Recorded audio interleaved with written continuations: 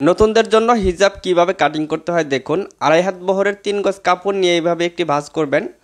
এরপরে এখানে একটি মার্জিন করে 24 থেকে 25 ইঞ্চি লম্বা এই নেকাবের অংশটাকে কাটিং করবেন। এখানে নিলাম 25 ইঞ্চি। এরপর পাশে নিব আমরা 13.5 ইঞ্চি পরিমাণ ভাঁজ করা অবস্থা। 13.5 নেওয়ার পর আমরা এই নেকাবটাকে ঠিক এইভাবে এক পাশ থেকে কাটিং করে নিব।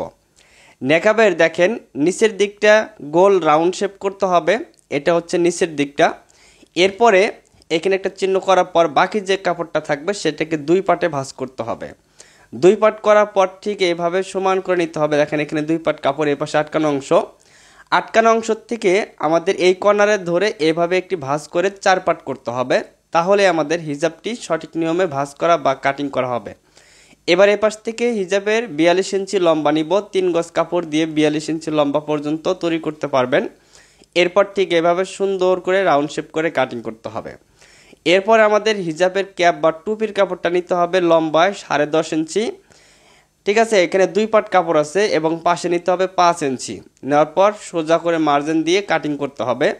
নেকাবের অংশটি 2 পার্ট আছে, এরপর আরেকটি ভাঁজ দিয়ে 4 পার্ট করার পর খোলা অংশের এই কোণাটার এখানে সুন্দর এইভাবে গোল শেপ দিয়ে দিতে হবে। তো এটার ফুল ভিডিও খুব তাড়াতাড়ি আপলোড হবে, দেখতে অবশ্যই পেজটি ফলো দিয়ে রাখবেন।